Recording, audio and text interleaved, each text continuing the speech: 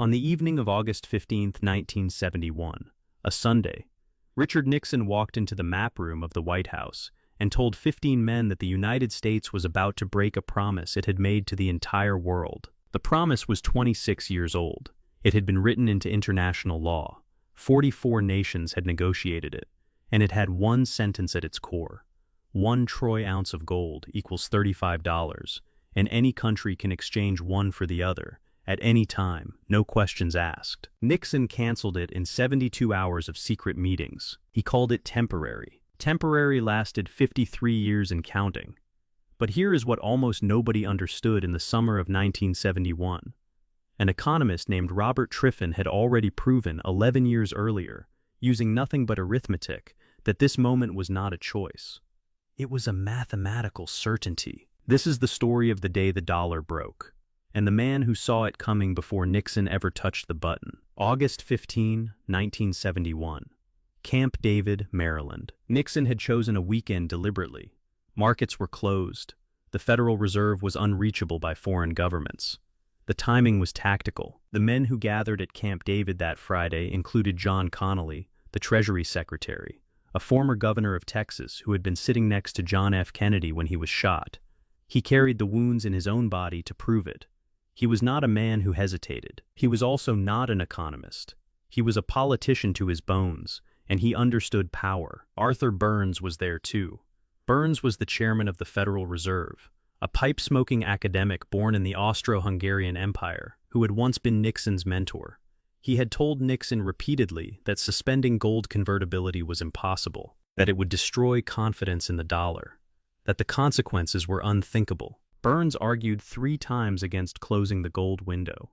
Each time Connally answered him, not with economics but with politics. The system is broken. Patching it costs us leverage. We need to renegotiate from strength. And there was a younger man in the room, not yet famous, a 33-year-old Treasury official named Paul Volcker, who had spent the previous 3 years writing memos warning that the Bretton Woods system was collapsing, that the gold window could not stay open, that the numbers simply did not work. Nobody had listened to Volcker either. Nixon spoke on television that Sunday night to 90 million Americans. He announced a 90-day wage and price freeze. He announced a 10% surcharge on all imports. And among the most consequential lines he delivered, he announced the suspension of dollar-gold convertibility. He called it the Nixon shock. He said it was temporary. To understand why August 15th happened, you need to understand July 1944. The town is Bretton Woods, New Hampshire. The hotel is the Mount Washington, a Victorian resort in the White Mountains. 700 delegates from 44 nations arrive carrying briefcases full of calculations and 26 years of trauma. They have just watched the world economy destroy itself twice in 30 years. First through the gold standard rigidity of the 1920s, then through the competitive devaluations of the 1930s, when countries tried to bankrupt each other by cheapening their currencies. The result both times was the same: collapse, unemployment, and eventually war. The mechanism was elegant. Every currency would be fixed to the dollar. The dollar alone would be fixed to gold. America would hold the gold. Any country with doubts could demand conversion at $35 per ounce. The gold was the guarantee. The guarantee was the peace. It worked because of one specific condition. At the end of the Second World War, the United States held roughly 70% of the world's monetary gold. Fort Knox contained 20,000 metric tons of the metal. No country with dollars had any reason to exchange them. America had won the war. America would build the post-war world. Dollars were as good as gold, and everyone knew it. The system was not designed to last forever. It was designed to last until the world rebuilt. The world rebuilt faster than anyone expected. By 1958, West Germany was running persistent trade surpluses. By 1960, Japan had joined it.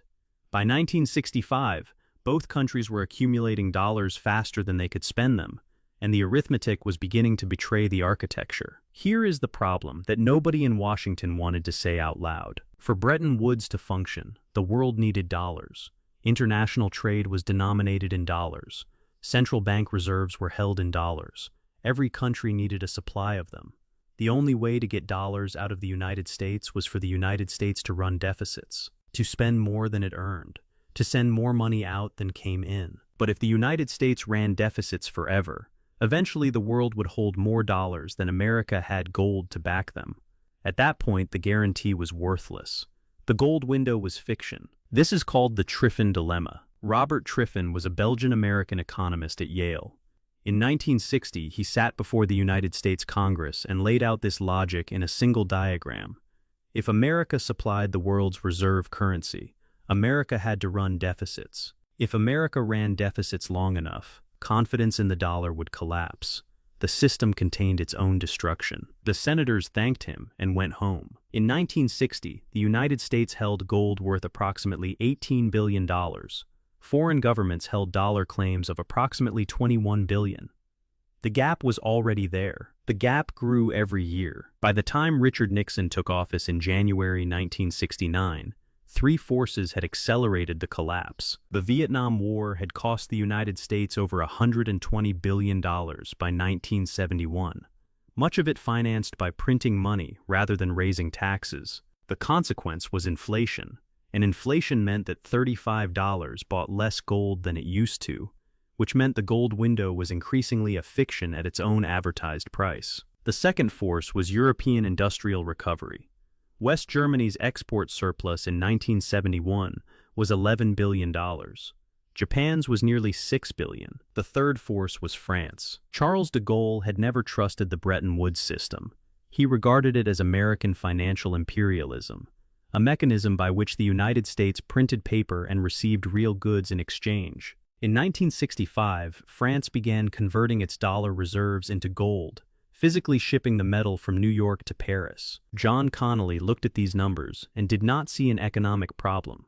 He saw a negotiating position. Our currency, Connally said to the European finance ministers. Your problem. Camp David, August 13, 1971. A Friday afternoon. Nixon had convened 15 men. He had told the White House switchboard to say he was at the residence, unavailable.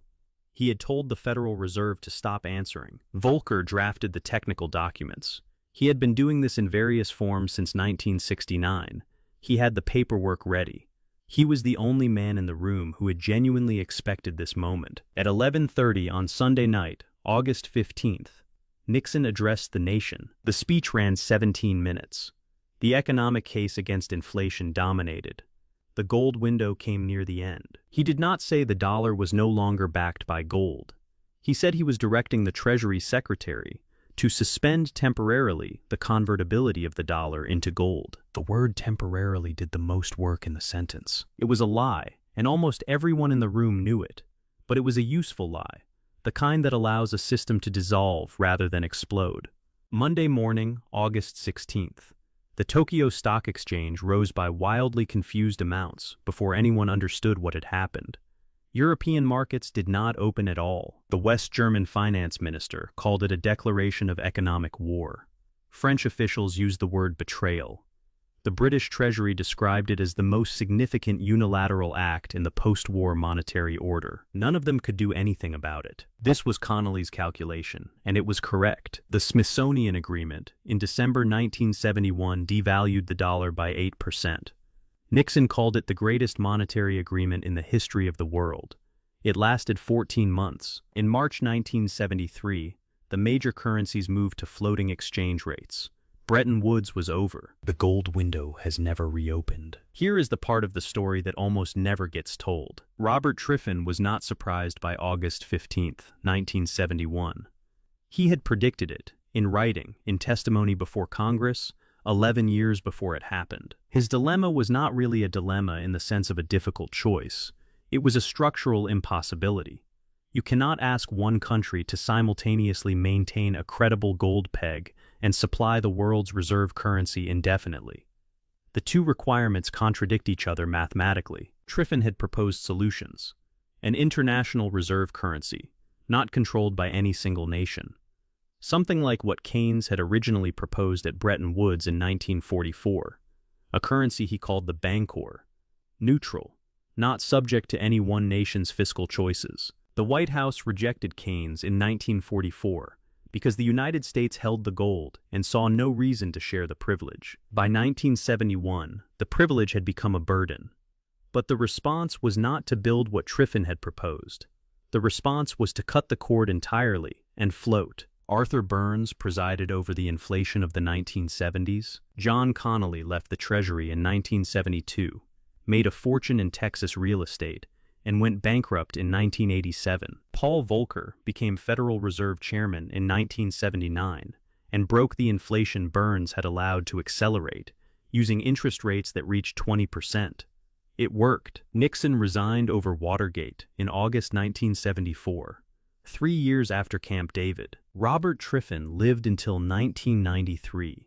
He spent the last 30 years of his life repeating the same argument to anyone who would listen. He never believed the full problem had been addressed. The same mechanism Triffin described in 1960 appeared again in 1992, when speculative pressure forced the British pound out of the exchange rate mechanism in a single afternoon. It appeared again in the Asian financial crisis of 1997.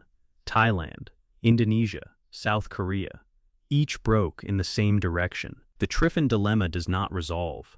It migrates. Today, the United States runs a current account deficit that has persisted for 4 decades. Foreign central banks hold approximately $7 trillion in reserves.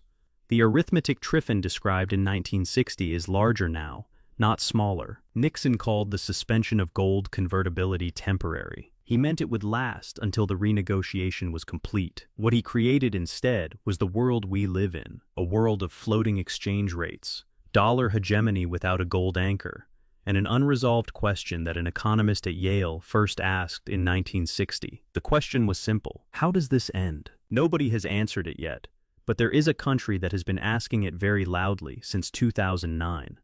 That country is the subject of our next episode. Next time on The Archive.